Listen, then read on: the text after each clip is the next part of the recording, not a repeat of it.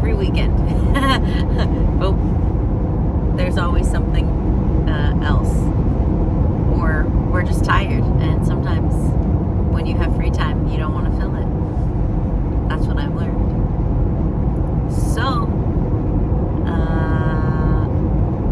I'll start, and then if you have anything to chime in on, or other thoughts or opinions, or corrections or edits, I'll let you go. I'm here. Friday morning at 1 a.m. Not this past Friday. February 7th. Yep. Just before 1 a.m., I woke up to liquid trickling down my butt cheeks. And I thought, that's my water. But to be sure, because I've listened to about 5 million podcasts, I touched the water on my butt cheeks and I smelled it. Birth story podcasts. What'd I say? You just said podcasts. Oh, yeah. So, I think it's important. Birth story podcast. Birth story podcasts. It's not like Korean War podcasts. That teach you to smell. Yeah. Good point. Okay. So, smelled the liquid and it did not have a smell. So then I was like, definitely my water. So then I woke up Josh and I said, hey, I think my water broke. Did you wake up right away? I woke up right away and I said, should we go to the hospital? And she said, no, I think we're okay. I'll just labor here for a little bit. I said, okay. Right. It's like, this is 5 weeks before our due date. And I said, are you sure that's a good idea? And she said, yes. And I said, can we call somebody? She said, we'll be fine. And I said, I'm just going to trust you because I'm not trying to die on that hill. Yeah, I definitely think there was a lot less of that conversation at the beginning. I think I said, I think my water broke, but I'm going to go double check. And then I went to the bathroom and definitely it was my water. I think I told him when I stand up, more is probably going to come out. I think you were just like coming to. It's a pretty weird thing to wake up to. Yes, because 5 weeks before the due date. You're not exactly thinking, man, my wife's going to give birth today. You're thinking, hey, in about 4 weeks, we should probably start paying attention. Right, which I had some Braxton Hicks at the gym. And so just enough to make me nauseous and worried. So I had already packed everything that I could pack. So I like my version, my side of the hospital bag was already packed and ready to go. I had a snack bag. I had all the things packed except for like the things that I was still using, like my toothbrush and my eye mask. So I was ready. But it was still 5 weeks early. And I think I had only been ready for a few days, but 5 weeks early. So yeah, I'm like, it's definitely my water. Josh is like, should we go? And I'm like, no, I'm going to labor at home. I'm not going to go to the hospital right away. I think we should just take a nap because it's 1 a.m. I'm not having any contractions, but my water has broken. So like, I would imagine they will start at some point. And I just remember thinking like, it's 1 a.m. We don't need to do anything. We can just wait, but we might as well get some rest because I didn't know how long it was going to take. And I was more worried about not getting sleep before becoming a parent. And so I was just trying to get as much sleep as I could. So we laid back down for maybe 4 minutes. And then I said, okay, I can't sleep. And then she agreed. You suggested. I asked if we should call the hospital and she didn't want to. So I said, how about we call the doula? And she was okay with that. So she called our doula and woke her up.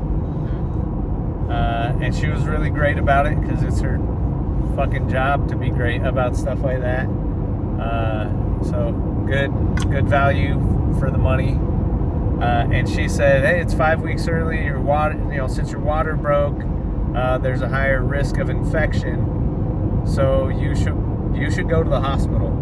And I thought, man, I'm really glad we had her as a resource. Yeah. So. Because I didn't want to call the hospital, but I was like, yeah, we can totally call the doula. And yeah, she was good because she was like, I know you wanted to labor at home, but because it's 35 weeks, you don't get to do that anymore. Yeah. She said, your doctor might say you could labor at home, but most likely they're going to tell you to go to the hospital, so call the doctor. So then I called the doctor's office, the after hours office, and they said, yep, go to the hospital. And we hadn't even pre-registered for the hospital because it was 5 weeks early. So I was ready to go. I was very calm. I felt really good about everything. There's a lot of calm. Yeah. I think we were both really very chill, very calm. Peed again. I had put on a pad when my water broke and I went to the bathroom, and then I changed it, which I probably shouldn't have, because then apparently they wanted to use that to prove that my water had broken. So anyways, we went into the ER. We had to go through the ER because their main office was closed, or the main entrance was closed. So we went in through the ER. I still wasn't having contractions, so I'm super chill. Josh drove us. On my way there, I'm like texting, being like, hey, my maternity schedule starts now. Oh yeah, she was supposed to work that day. Yeah, I was supposed to coach 6:30 a.m. So I was like, I'm not coming in. Maternity schedule starts now. Anybody awake that can cover? Because I'm out. Which, yeah, I already had coverage. We just didn't know. We just thought it was going to start in a month. But anyways, so that was good. We got into the ER. I felt like they were actually really quick. Super quick. Yeah. And we got lucky. Amanda's OB was on call that night, or no, she was there. Yeah, she was on call. So she was there at the hospital, so we got lucky. It helped Amanda get a bit more comfortable with the situation. Yeah, so which was nice, because Amanda doesn't like hospitals. I don't like hospitals. They make me uncomfortable. But I will say, I think that's just because I'm used to seeing other people sick in hospitals. I haven't really been. I'm fine, I'm realizing, in the hospital if it's for me. It's just when other people are in the hospital, I don't like being there. But anyways, they walked us through the back way. Did we have any checkups before going to the triage? Or they just took us the back road? Straight to where the babies have, or the ladies have the babies. Yeah. And the babies don't have the ladies. Ladies have the babies. I had it backwards for a sec. So we got to the triage room. The nurse hooked me up and she was like, okay, you are having contractions. You can't feel them? And I said, no, I cannot feel anything. And she said, oh, okay. And then she was like, we just need to double check that your water broke, and all that good stuff. And then, like Josh said, Dr. Sohi Williams, who is the best ever, was on call. And so she came in and she told me all the things that I didn't want to hear, but I respect her. And so it was really nice that I got to hear it from her, because I think if a other doctor would have told me these things, I probably would have fought back. But it was Dr. Williams, and so I got to ask the questions that I wanted and things like that. So she was like, a few things. I was 1 centimeter dilated, my water had broken, I wasn't feeling contractions, and I was 35 weeks and 2 days. So the things that she explained is, baby might need to go to the NICU, might not. So just to be prepared for that mentally and emotionally, that the NICU team would be there when I delivered, and that because I was early, baby was safer out than in. So where normally they would give me time to let my labor progress naturally, because they just didn't want me getting anywhere close to, I don't remember if it's a 24-hour mark or a 48-hour mark. 24-hour mark when infection can occur after your water is broken. So she was like, we're going to start you on progesterone. No, we're going to start you on Pitocin to start contractions. And then we also have to give you penicillin, because I didn't have my GBS screening, because I didn't make it to my 36-week appointment. And I didn't want to have needles in me while laboring. So this was very sad. So I remember saying, instead of that, can we do a quick swab now and test for GBS? And she said, no. Well, we could do that, but it takes 2 days. And so we should have a baby before the results were to come back. So I was like, that's a bummer. And And then the other is I didn't want to have Pitocin. Luckily, I have learned a lot about Pitocin, so I understand the need for it. But I was like, maybe I can, my water broke. Like, my body's definitely going into labor. Maybe I can pick up the contractions on my own. So I asked if I could, like, hand express or, like, use a pump or go for a walk to pick up labor. And she was like, I think you should just take a nap and let me start Pitocin. And so... because it was in the best interest of the baby was to get the baby out.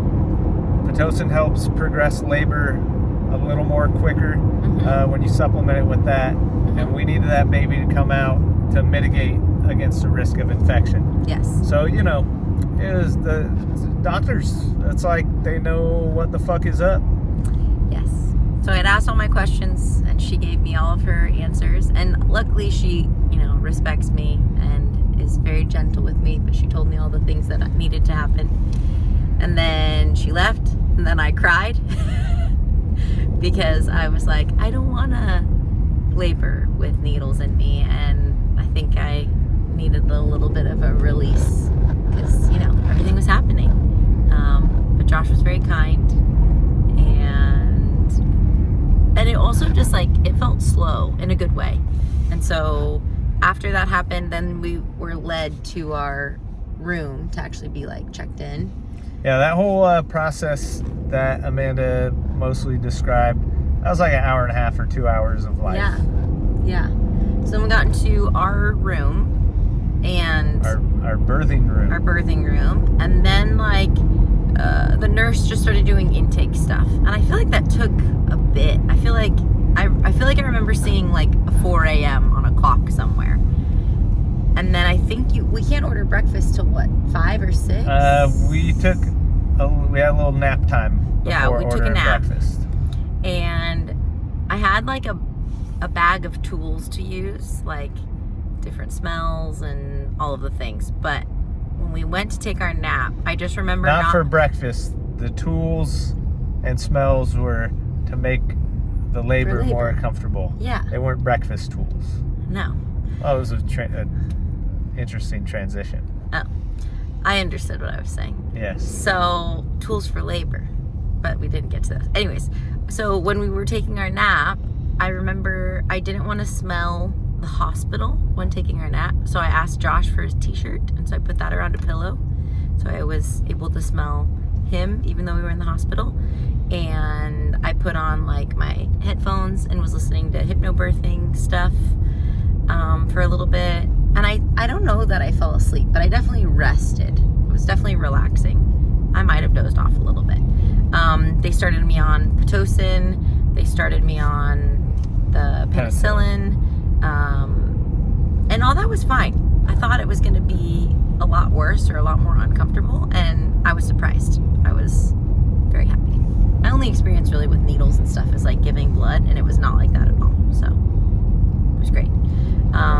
So that was all good. When the kitchen opened, we ordered breakfast. Had some pancakes. Good pancakes. And I also ordered Gatorade because I felt like Gatorade would be a good snack for during labor. Keep the electrolytes up. And I was very happy I did that later. And then every hour, I think, they would come in and bump me up. So I was at a 2 for a while with the Pitocin, and then they bumped me up to a 4. And then I could, like, feel things. But because we have had 2 miscarriages before this pregnancy, and the second miscarriage was a labor at home, full on, I knew how bad it gets.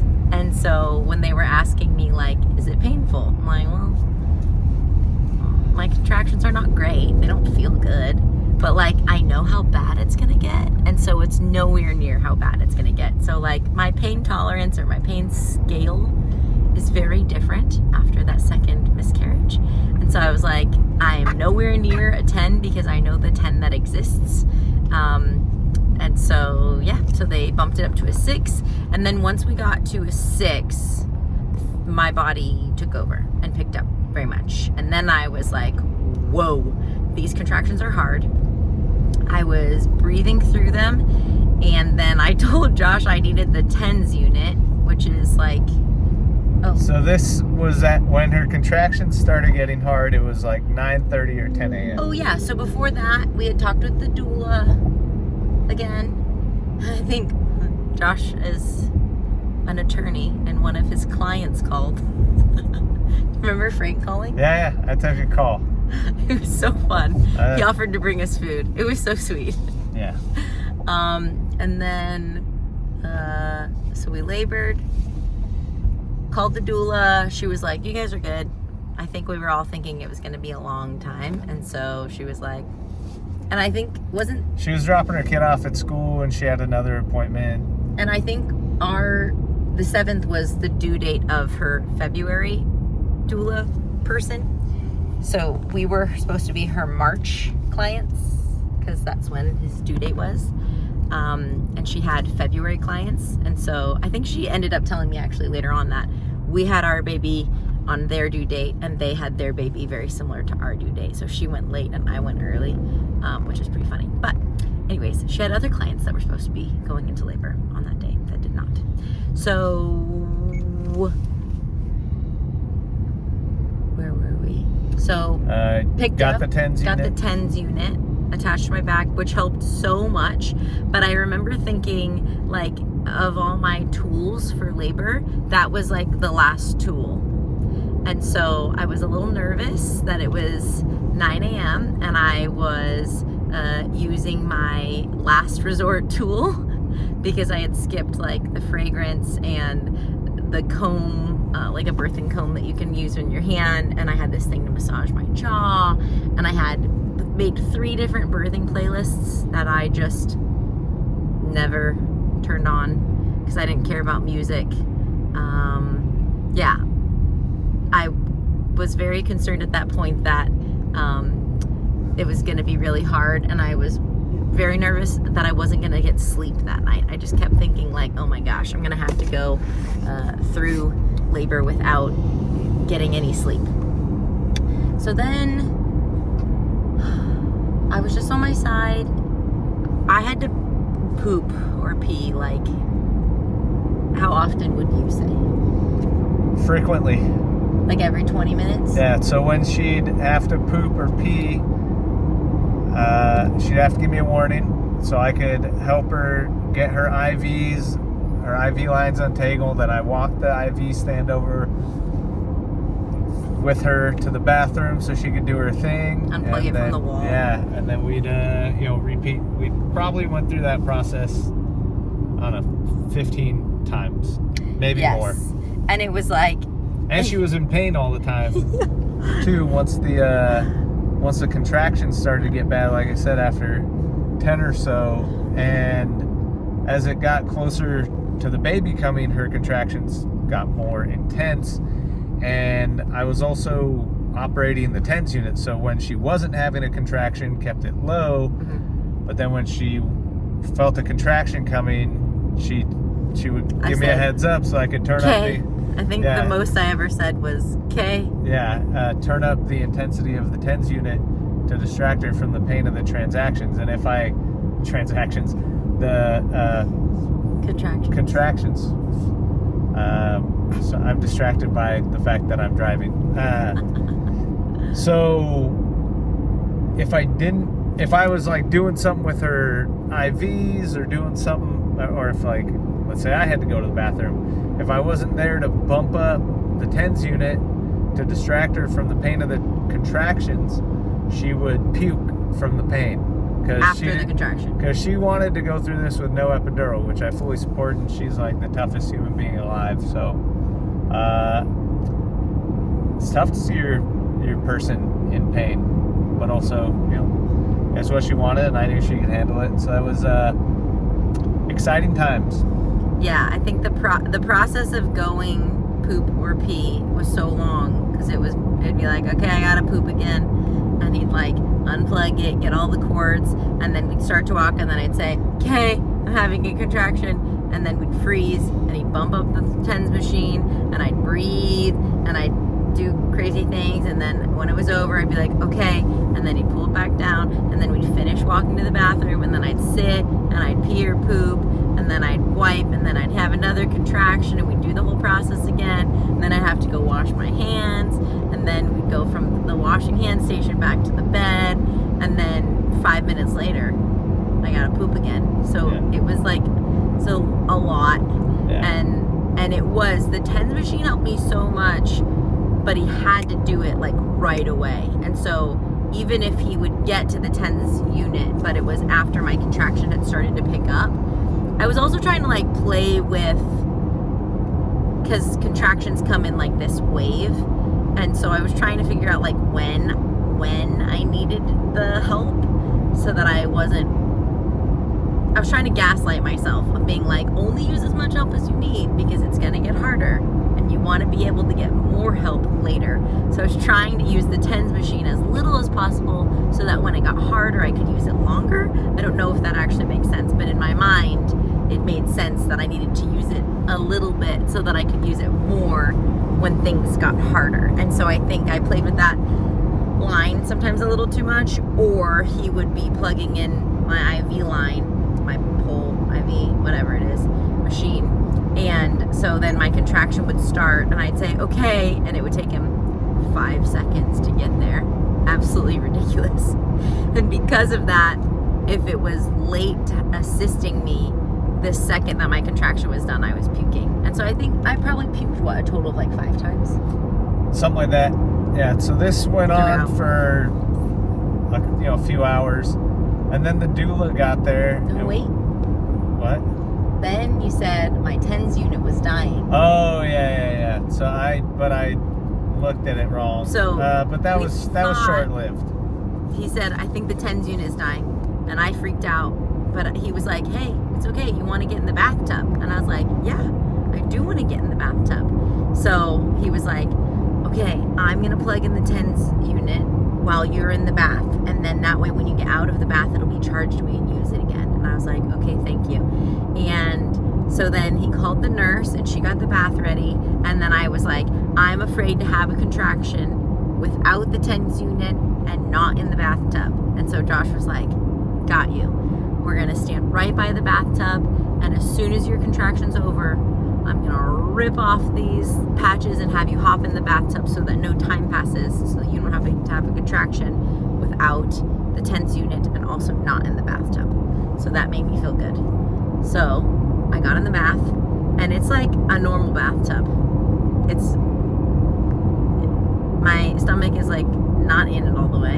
I'm sitting up, and I'm very uncomfortable because like I think he was just dropping, and it felt uncomfortable to just like sit on my butt. I kept like trying to sit on like one butt cheek, like on the side, and then I also thought like I'd love to get on my hands and knees, but if I were to get on my hands and knees, my whole belly and butt and back would be completely out of the water. And so I was like, that doesn't sound like a good idea to have a contraction on my hands and knees if only my hands and my knees are in the water. She replenished the water like once, but I think I was only in the bathtub for like 30 minutes. Yeah, if that. And so then he realized, he was like, hey, I was looking at the wrong thing. We have plenty of charge on the TENS unit. And I was like, sweet, let's get out of the bathtub. So then my same fear of getting out of the bathtub and not having the TENS unit on while having a contraction. And I think it was because anytime I had a contraction and like it was over, my brain was like, okay, you can do that exact thing, but I don't know if you can do any more than that. And so my fear was a change in anything. Like once I had been through a contraction, I knew that in that position with those tools I could handle it, and I didn't know if I could do I didn't know if I would survive a single contraction without everything that I had already been doing. And so I got out of the bathtub and I had a contraction before the TENS machine was on, but I leaned over the bathtub and the nurse did counter pressure on my hips, and that helped. So then I was like, okay, love, you're on the IV pole and the TENS unit, and now also every contraction I want the hardest hip squeeze possible. So his jobs were getting added. And so then, did you call the doula when I was in the bathtub? Maybe. I don't remember when you called her. I just remember thinking, we don't need her yet. This is going to get a lot harder, even though it was very hard. So after the bathtub, the nurse put the birthing ball on top of the bed. So I was like hugging with my arms the birth ball and like relaxing my head on the birth ball. And then my knees were on the bed. And so Josh had access to my hips because I was elevated on the bed.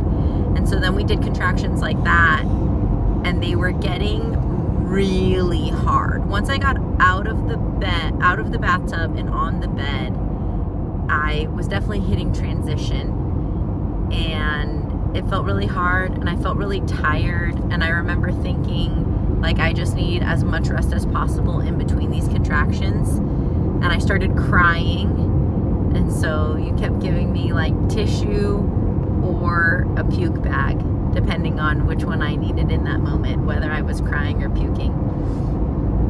And the contractions were hard. Mentally, I felt very tired, and like, just like I wanted to give up, but I knew that I was getting close. So I didn't actually want to give up, but my body and my brain felt like, are we done yet? And I do remember in between one contraction that we had, so there was one contraction, it was a horrible contraction, and then I laid my head on the ball and I could hear the inside of the ball, and I just remember thinking like my brain was in a wild place. It felt like I was on mushrooms for that rest in between contractions. I think because that one was so hard that it felt so good to not be having a contraction, and then to hear the inside of the ball. I was just like so present. I felt like I was on mushrooms, and I was like, this feels good. This is awesome. And then that never happened again. I think the other thing that was interesting to me is with the contractions, I thought they were going to like build, and sometimes I would have the hardest contraction that I felt like I'd ever had, and then I was like, I don't think I could do that again. But then the next contraction would be still hard, horrible, but like easier. And I was like, oh, I can do another one of those contractions. And so I think the randomness of how hard the contractions were actually helped me mentally, because then I was like, maybe the next one will be an easy one, and then it would or it wouldn't be. But that helped me a lot. So then at some point you had called the doula. Yeah, and the doula was close, so she was, I mean, this whole thing with the counter pressure and everything, that lasted a bit, and then the doula got there, and a few minutes after the doula got there, the nurse came in to check to see how far dilated Amanda was. Well, that was after. Yeah, after the doula got there. No, so yes, I agree with you. But the reason the nurse came in is because I started pushing. So I had, you know, the aggressive like. Ugh. Yeah, it sounded like. That's why they checked me. Okay. Yeah. So that I agree with you. The doula came, and then I said, "Hey, I'm feeling pushy," and the doula said, "Oh, okay." And then I think my next contraction, I started fetal ejection reflex, like puking out of my vagina, feeling like bearing down, and I could not control it. And then the nurse must have been there already, because the doula and the nurse said, "Ooh, we need to check you because you're pushing." And so then I flipped over my back, and they said, "You're 10 centimeters. It's time to push," which I was very excited for. I was also very excited that nobody made me take off the TENS machine. So I was laying on my back at that point, and then it felt like it went fast. I mean, I think it was only 15 or 20 minutes. Pushing, yes. So once they said, "You're 10 centimeters, we're gonna start to push," the doctor came in. She had introduced herself to me earlier. Jenny had also come in when I was laboring. I was on my way to poop though when Jenny came in, and I was in pain, so we didn't talk a lot. Jenny was another OB. Yes. Obviously, we aren't able to expand on all the characters in this story. But Jenny's not just some random Jenny. Right. In the whole scheme of things, all Jennies are random Jennies, but you know, in this situation, slightly less random because she's at the hospital and a doctor. Yeah. So, all that being said, they said flip over onto your back. The doctor came in. All the lights got dark except there was like a spotlight on my vulva where the doctor was. And then they were like, all right, here's how you're gonna push. And they were like, you gotta relax your hamstrings, hold your legs. And I was like, I'm not holding my legs, I'm exhausted. You hold my legs. There's a lot of people in the room at that point. And so a nurse was holding one leg, and then I think the doula was holding the other leg. And you were by my head. I think I was holding your hand. Yes. And then I was pushing, and I told Josh ahead of time, when I get into competition mode, which I assumed was how I would feel in the pushing stage, I'm very good at blocking people out, especially if I don't know them. And so what I told Josh is, if the doctor tells me to do something, could you please tell me, like, repeat it? Because I'll always be able to hear you, but I might not listen to other people. And this was part of our pregame conversation, like well in advance of this day. Yeah, pregame conversation. So he did a great job. Also, the whole time we were laboring, you were verbal affirmation, like nonstop, which was... Turns out support is important. Very helpful. Who knew? I very much needed every single verbal affirmation. He would give me so many verbal affirmations, and he would kiss me, and he would hug me, and he would scratch my back. Josh did a lot, but verbal affirmations helped me a lot. So I was really, really grateful for that because it helped me stay in the mindset of what needed to happen. So I'm pushing, and they're like, but I was pushing with the fetal ejection reflex, and that would be like 3 seconds. So I would be like, ugh, and then that was it. And they were like, you have to push longer than 3 seconds to get a baby out. And so I was like, I kind of don't want to. I kind of just want to let my body push. But I also was like, I would like him to get out faster. I don't want him to take so long coming out. So then I was like, I'll just push when they tell me to push. So then they told me to push for 10 seconds, take a breath, push for 10, take a breath, push for 10. So in one contraction, I was trying to push for 30 seconds, 10 seconds on, breath, 10 seconds on, breath, 10 seconds on, breath. So he's relaying that to me, and I'm pushing, and we do that. And then they're like, oh, his head's right there. Do you want to feel his head? And I'm like, yeah, that sounds fantastic. So I reach my hand down, and I feel his hair, because we knew he had hair. And as I'm feeling his head, which is like a little mushy head, I was like tracing the edges of what is now my vagina. And I'm like, that's not 10 centimeters. And then it occurred to me, do you need me to pause? No, I just need you to not be where you were. But you can keep going. Okay. So, as I feel my vagina, I'm thinking, this is not 10 centimeters at all. And then I remember my cervix is dilated at 10 centimeters, not my vagina. And so my vagina has not done any work to be able to expand enough to let this baby out. And so then I'm like, oh my gosh, how long is that gonna take? And then I think, I'm just gonna rip. I'm just gonna push as hard as I can and just rip my vagina to get this baby out quick. So we got it in there. No, you didn't tear my vagina. I know. Well, now everybody knows. Okay, so I'm like, I'm just gonna rip and get this baby out. And then I'm pushing, and Josh says, do you remember what he said?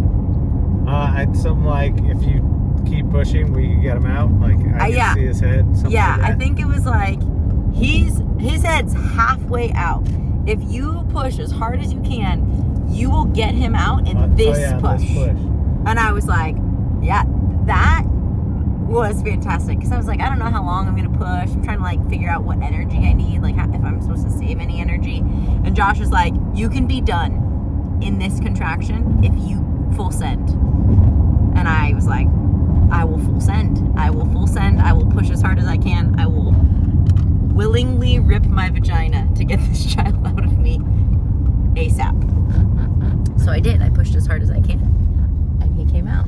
Yeah, and what we didn't know, what I didn't know, pardon my ignorance, I didn't know his head was going to be like 3 feet long, and just a crazy cone. So that tripped me out really hard to see this because his head kept long. coming. I'm like, how long is this fucking person's head? And then it finally got out. Did you say you thought he was backwards because you thought maybe it's the back of his head? It's really still just his forehead. Yeah, so I did say that.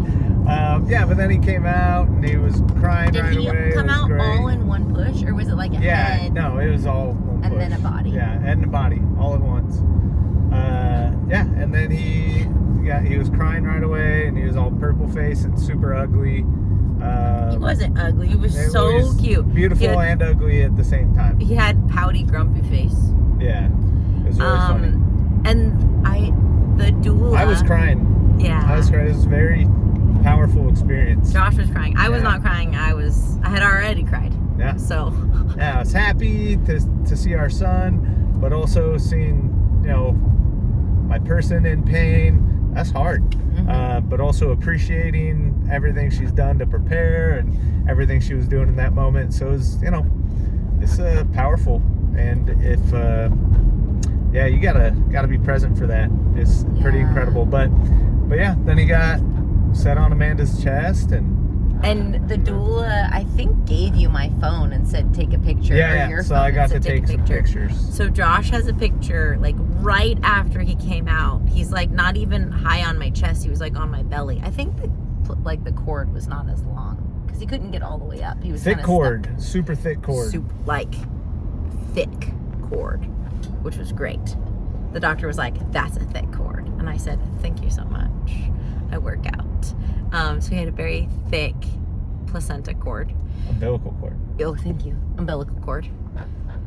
So he's fine. The NICU team's like, he's doing great. We're just going to hang out and watch him, but we don't need to take him. He's breathing. He's crying. He's doing awesome. They put on a hat to cover his cone head, I think, because they didn't want us to disown him. And we hung out for 30-ish minutes, and then while that was happening, she gave me a local anesthetic. And then stitched up my vulva. She said I had a 2nd-degree tear. I think a 2nd-degree perineum tear and a slight labia tear on one of maybe the left labia. Anyways, so she stitched that up. It didn't feel great, but also wasn't horrible because I had just birthed the baby, and so I was like, not so bad. And then she was like trying to help me get the placenta out. So she was like pushing on my stomach, and she would have me bear down every once in a while. She was like trying to pull a little bit on the cord, and this whole time I'm like, nothing is moving inside of me. Like, I know nothing is coming out. I felt very confident that my placenta was not detaching as it is supposed to. And luckily I know you have to get the placenta out because dead organ in your body is not good for your body. And so at 30 minutes, she said, I'm going to give you 5 more minutes and we're going to try to get this placenta out. But if we can't get the placenta out, then we're going to need to take you into surgery, and we'll put you under anesthesia, and then I will put my hand inside of you and I will take it out. She said, normally I would just do that in here if you had an epidural, but since you don't have an epidural, I will not do that to you. And I said, thank you so much. This ended up being very good for us, and you'll find out more shortly. So I'll tell my side of the story, and then you can tell your half. So my side of the story is, she's like, we're gonna need to take you, we're gonna put you in the OR, we're just gonna give you some, what did they give you? How did they knock me out? Put me under? Anyways, anesthesia? Yeah. I don't know what kind though. Oh, I didn't know there were different kinds. Okay, so we're gonna knock you out. I'm gonna reach up there, I'm gonna grab your placenta, and then we'll come out. It's like a 20-minute procedure, not a big deal. And I was like, cool. I have never been put under. what does it feel like coming out? Well, I'd be nauseous. And she said, you should be okay, but if you are nauseous, we will give you nausea medication. And I said, okay, thank you. And then she said, also I have to let you know, if I get in there and the placenta is not coming out because it is attached to your uterus, there's a slight chance I will have to give you a hysterectomy. And I will do everything I can to not do that, because that's a big thing. But I have to let you know that that is a possible outcome. That's called informed consent, because they don't want to be sued if they don't inform you of that being a possibility, and then they take the uterus and you're like, I didn't say that was cool. Yeah. So I already knew all that stuff because of the research that I had done. So I was like, yes, cool. We understand that that's a risk. So then I was told that they were going to go hang out in the NICU just to like check on him, and I was going into the OR. So I got rolled out. They put me on a different thingy and rolled me out. Took a few minutes, nothing crazy, but then everybody was like definitely urgent. It felt like an urgent thing, but also everybody felt very experienced and professional, so it wasn't scary. And the anesthesiologist was like very kind, and he said, do you want to know what's happening or not? And I said, tell me everything. And so they talked me through not much. I just very quickly passed out. And then when I woke up, I was like, whoa, greatest 20-minute nap of my life. I feel so refreshed. And it turns out it was longer than 20 minutes. So now you tell your side of that story. So they rolled her out. I had the same information she just told you. There's a little side room next to the birthing room where me and a couple nurses from the NICU team had Ronen under a heat lamp, make sure he's breathing, make sure he's warm enough. Once they realized he was cool and healthy, they're like, hey, do you want to get some skin-to-skin time? I said, of course. So got into a recliner, laid him on my chest. Me and the doula are just hanging out while Amanda is in the OR. And then I hear, as I'm there with Ronen, a few minutes go by, and I hear code white, code white.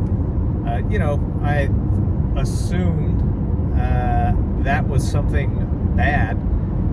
And, given the timing of it, I had a feeling it was something with Amanda. And the worst thought, I'm like, fuck.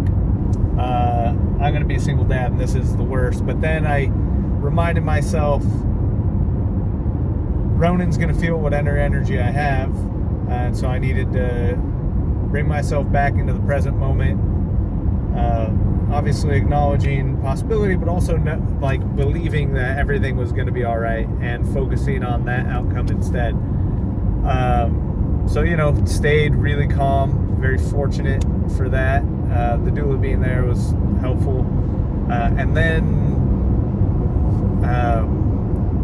the person from the NICU is like, hey, you just heard this code white. I want to explain to you what this code white was about. It means we need all the resources to the OR because something's gone wrong. Don't worry, she's in good hands. Everything's going to be all right. I'm like, okay. Just keep sitting there, focusing on staying chill. And then some older woman in a suit comes in and is like, hey, how are you doing? Do you need anything? And I've never had a kid before this, so I just assumed, my thought is, all right, there's a nice old lady volunteer that goes around to check on all the new parents. No, I'm fine. I don't want to talk to you. I'm good. So a couple minutes later, the NICU nurse tells me that woman is the chaplain on duty, and apparently they were concerned that Amanda was going to die and just wanted to be there for me just in case I was freaking out about that possibility. And then, a little bit more time goes by, and the Jenny that was referenced earlier, that's a doctor that we know because Amanda coaches her,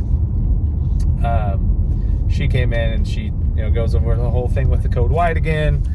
And she's like, but don't worry, Amanda's fine. We weren't able to detach the placenta, so they had to go in. They basically had to go in and chop it up a whole bunch. And when they were chopping it up a whole bunch to get it out, Amanda started bleeding out. So they ended up having to give her 2 or 3 units of plasma and stuff like that. Something else they had another thing, and anyways, there's a lot that went on, but they said, she's fine.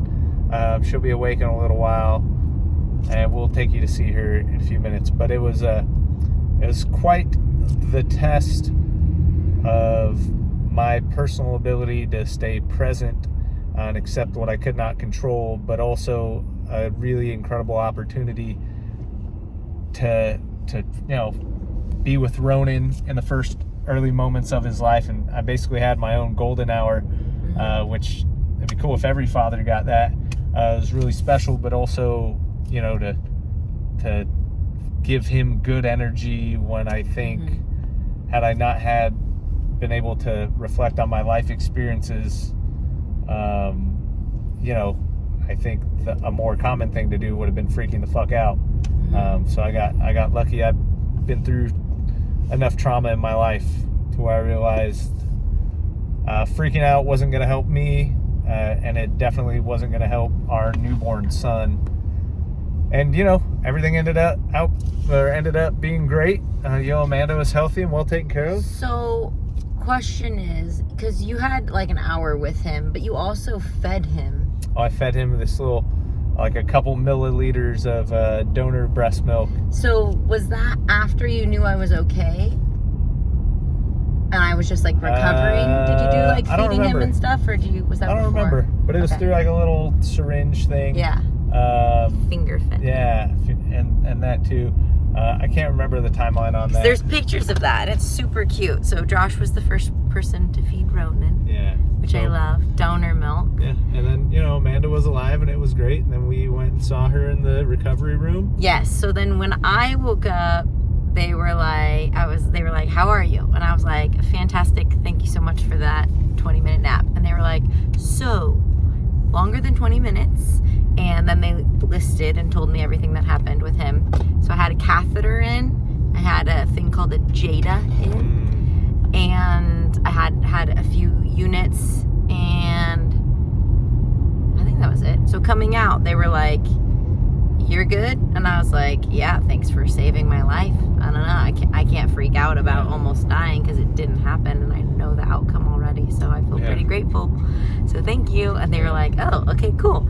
And so then essentially the JADA is designed to suction your uterus back down, because usually your body does that, but it also does that when the placenta comes out. My placenta didn't come out. So it's helping my body do what it usually does naturally. So I had the JADA. So they waited a bit, let my uterus come back down, got a bunch of blood out. Oh, and I had a DNC as well. Oh, yeah. Yeah. So they whoosh, the inside of my uterus. So they pulled out the JADA, and then they waited for a bit to make sure I wasn't bleeding out. And then they had to pull out the catheter, and that stung like a bitch. She had me get out of bed and like waddle over to the toilet. And then I was like, okay, be honest with me, how bad is this gonna hurt? Because like, honestly, a catheter on the list of things that I definitely didn't want happening in my labor, catheter was number one, or pretty high up there, not number one. I mean, being alive is probably number one. But anyways, so she was like, it's gonna sting. It's gonna kind of feel like a UTI. And I was like, I've had one of those. It's gonna be okay. So then she said, take a big breath, and when you exhale, I'm gonna pull it out. And so she pulled it out, and it did sting. It did, in fact, sting. And then she had to make sure I could pee. So then after getting the catheter pulled out of my urethra, I then had to pee, and that stung.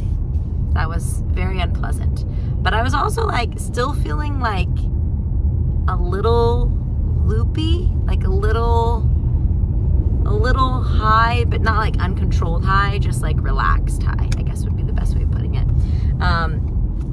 So then I got put in a wheelchair, and Ronen was all bundled up, and they let let me. They gave him to me, and he was so cute and just like sleeping. And then they rolled me into the recovery room, and then they had to do a bunch of tests and stuff. I think that was... Yeah, and then we were in the hospital for 48 hours waiting to go home. We were supposed to have a Super Bowl party. We had to cancel that. Oh yeah, we were gonna have we canceled the Super Bowl party. But we did make it home, like, right when the Super Bowl was kicking off. So we probably didn't even need to cancel it. Great that we didn't have a Super Bowl party, because what a lame game that was. Yeah. And that's our birth story. That's the birth story. Thanks for sticking around if you did.